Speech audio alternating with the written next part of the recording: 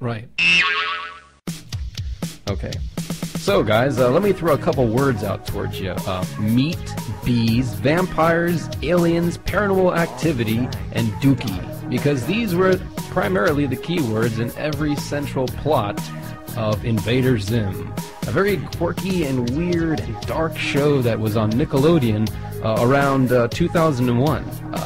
If I recall, pigs played a very important part. Yeah, little rubber piggies. The main character of the series is, Invader Zim, who is a little green alien from a planet he is basically exiled from, who invades Earth, or at least he believes so, and he runs into characters like Dib, who is a small little child with a gigantic head, who is a paranormal investigator, who is trying to reveal Invader Zim to the people of Earth, except that the people of Earth are drooling morons. Well, what was your favorite episode of Invader Zim?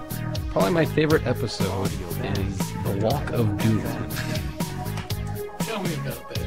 The Walk of Doom was centered around Zim going into the city, and he gets lost because he's dressed up as a hobo and he has no idea how to get out of this Earth city.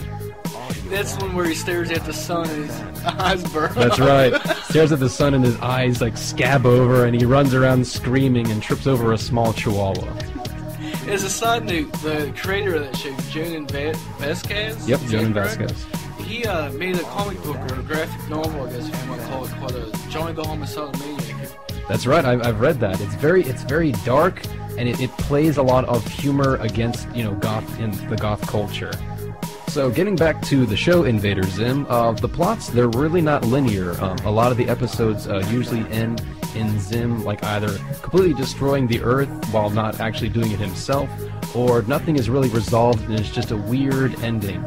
Like I think one of them, he's battling Dib, and eventually they just turn into sausages. Yeah, I remember that. The dogs come and eat them at the end. Yes. They have to work together. Mortal enemies have to work together. Exactly, but they end up as sausages. Yeah, baloney. Baloney! Oh, damn it. Baloney to be exact. Baloney. Which is even worse. Yeah. Baloney.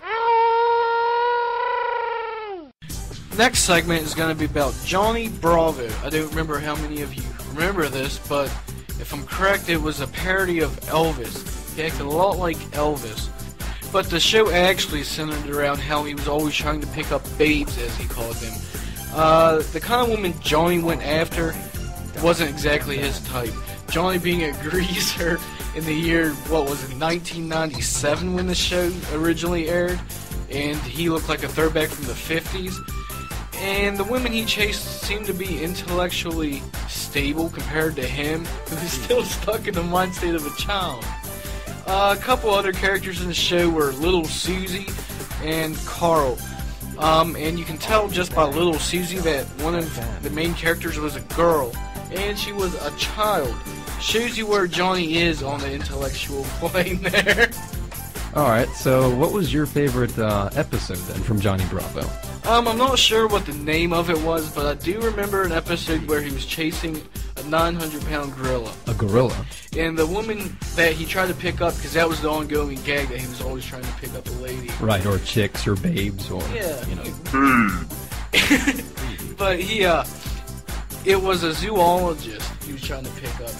And all the ladies that he tried to pick up seemed to have gone to karate class or some kind of self-defense class, because they always end up hurting him.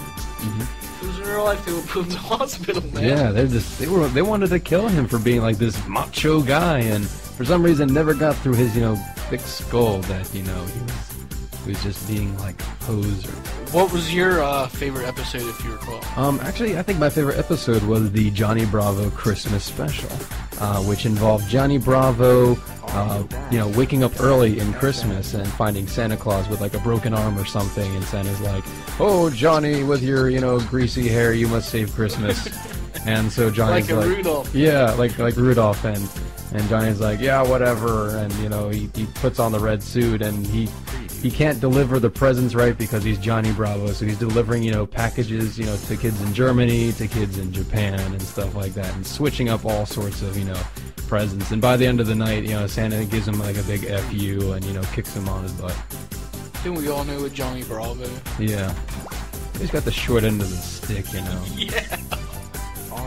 But you know, it's interesting. A lot of these cartoons actually had Christmas specials and Halloween specials. That makes sense because, you know, they ran on stations like Cartoon Network and Nickelodeon, and they were known for, you know, having these specialized, you know, episodes centered around, you know, holiday seasons. I think there were a lot of, you know, the Christmas, Halloweens, and maybe even like some Valentine's Day episodes. Yeah, I recall that too, especially the most familiar one I'm with is Invader Zim. I remember they even had a Christmas one, and it dealt absolutely nothing with Christmas. They even had a platypus in it. Right. The Easter platypus. The Easter platypus, you know, free Easter shrimp for everyone. Yes, Easter shrimp. That was fantastic. You know, what was interesting is that that Invader Zim Christmas special was the last episode ever. Right after that episode, the Christmas special, Invader Zim was canceled. Yeah, there was actually supposed to be a spin-off, and Dib was supposed to get his own show. Really? Yeah, that would have been interesting, but apparently things have fallen through.